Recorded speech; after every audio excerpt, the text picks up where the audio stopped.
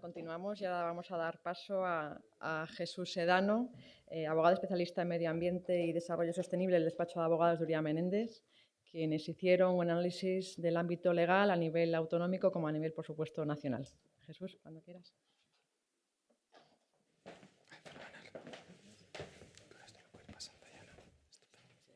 Muy bien, gracias.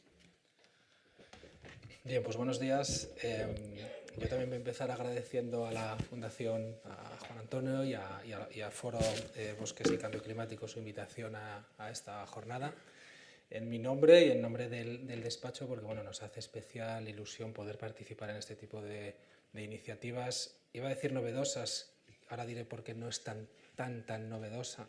pero desde luego muy ilusionantes para poner en valor el sector forestal y el aprovechamiento forestal. Como decía Juan Antonio al principio de su intervención, a nosotros nos llamó ya con una idea bastante clara,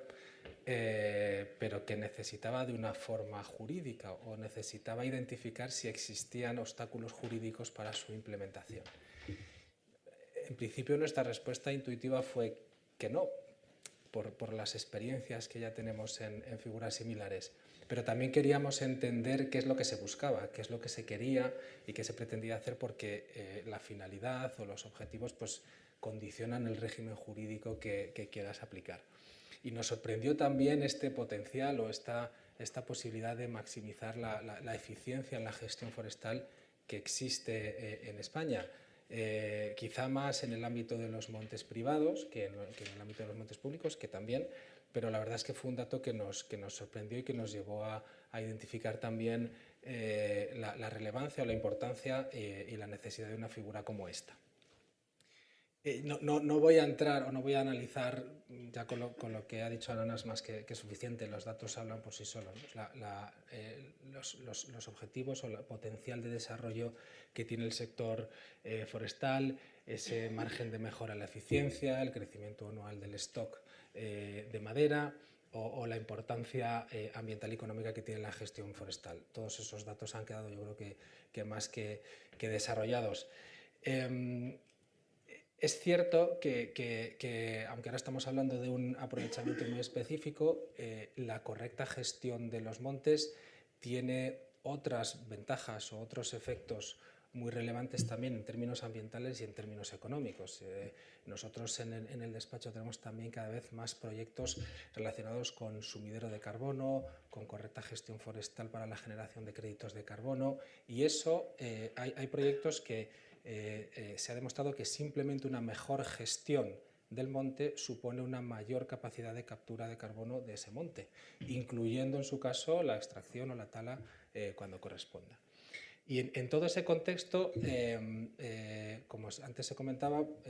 las dificultades que plantea el sector forestal en términos de, pues a veces, atomización de propietarios, grandes extensiones, mayor necesidad de aprovechamiento, pues hizo que se suscitase la posibilidad de que hubiera una entidad de colaboración público-privada, a la que tanto se ha hecho mención antes, que ayude, que viene a sumar, que viene a ayudar a la gestión forestal sostenible.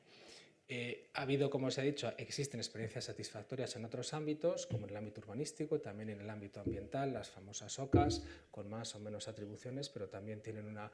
finalidad esencial en el ámbito de la protección del medio ambiente en general, de la inspección, de la fiscalización, y desde luego no se trata de reproducir literalmente una figura que funciona en un sector y llevarla a otra, porque cada una tiene sus peculiaridades y sus características. Pero sí que el esquema jurídico es bastante similar y yo creo que no tiene mucha complejidad. Y ese esquema jurídico pasa por, y así lo hemos considerado nosotros, introducir unas modificaciones puntuales en las normas, en las leyes de montes autonómicas. Entendemos que no es necesario tocar la normativa básica estatal,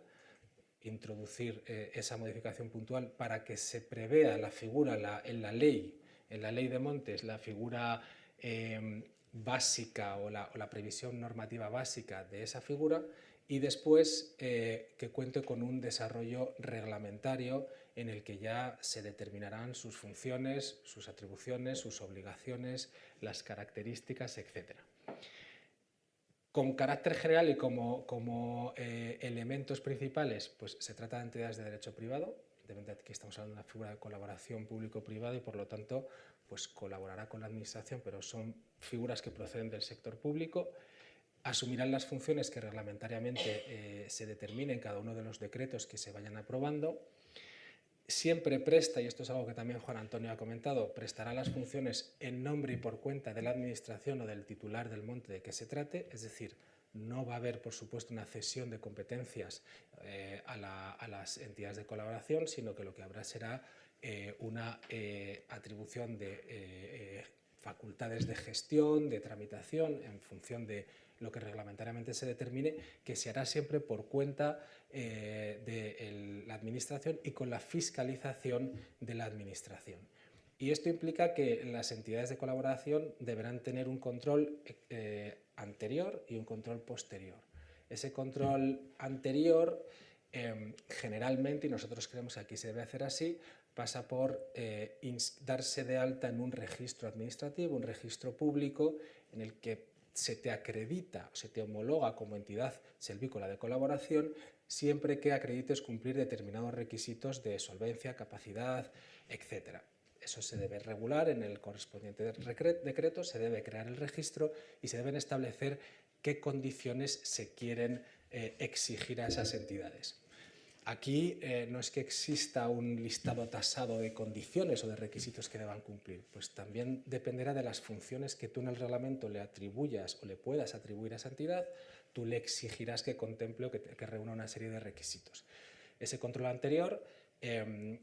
supondrá que solamente accedan al registro. Es un registro que puede tener incluso secciones de especialización en función de lo que se pretenda para las entidades, y solamente accederán a aquellas que reúnan esos requisitos. Y después existirá, evidentemente, un control ex post, un control posterior. Cada actuación que realicen podrá ser objeto de fiscalización por parte de la Administración y, por supuesto, por parte también de los propietarios, y estas entidades responderán de la correcta actuación o de la correcta ejecución de las competencias o de las atribuciones que se le den. De manera que la administración y el titular del monte van a tener siempre el control y van a tener siempre el mando y la competencia, pero tienen una entidad de derecho privado, pues que en teoría tiene más medios, es más flexible, es más ágil para realizar las actividades que se le encomienden. Y ese es digamos, la armazón jurídica básica de este tipo de entidades. La ventaja que tiene es que, y como antes se ha comentado, en este caso hablamos de comunidades autónomas, en el ámbito forestal son diversas y tienen distintas necesidades. Y eso hace que, sin perjuicio de que seguramente la modificación puntual de las leyes autonómicas sea muy similar en todas aquellas que lo hagan, y aquí tenemos un ejemplo muy reciente y exitoso de modificación de la ley de montes en Castilla y León, en la que ya se ha incluido y se han incorporado los elementos básicos de esta figura, pero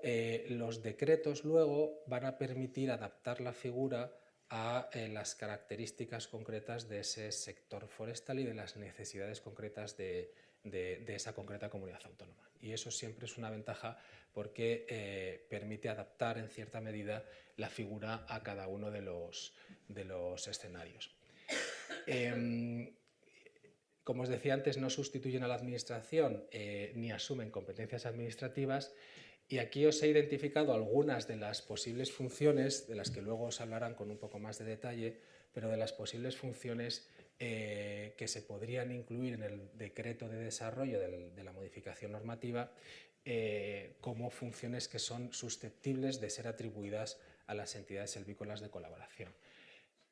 Como veis, hay tanto funciones de asistencia técnica, asistencia administrativa, ejecución y gestión forestal, colaboración en trámites distintos u otras necesidades en función de lo que en cada caso se considere. Como digo, esto es una lista absolutamente abierta y absolutamente que luego hay que analizar caso por caso, pero que en principio la atribución de este tipo de funciones con las correspondientes garantías pues no presenta a nuestro juicio problemas jurídicos relevantes. Desde luego, como os decía antes, en cuanto a los requisitos y condiciones para acceder a la condición de entidad selvícola, pues eso también se tiene que regular en el reglamento y es lo que te da la posibilidad de acceder al registro público correspondiente que también debe crearse en estos reglamentos.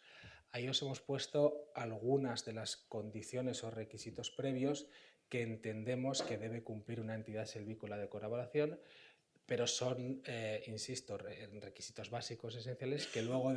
o podrán adaptarse en función de las circunstancias concretas y en función de lo que se le vaya a atribuir o poder atribuir a esas entidades, tendrá sentido añadir más o no.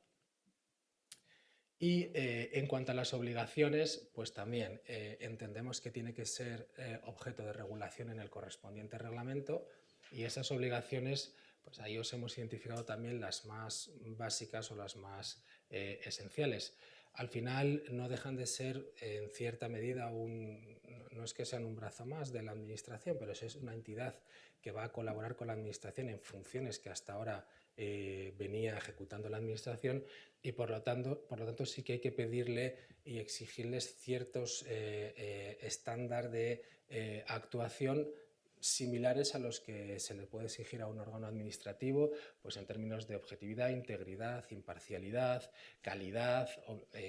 obligaciones de información, de documentación, colaboración con la administración y cumplimiento de las instrucciones de la administración cuando sea necesario, y por supuesto el mantenimiento de los requisitos que le llevaron a acceder al registro, y en caso de que no sea capaz de mantenerlo, de acreditar que los mantiene, pues la posible exclusión del registro y la pérdida de condición de entidad selvícola de colaboración.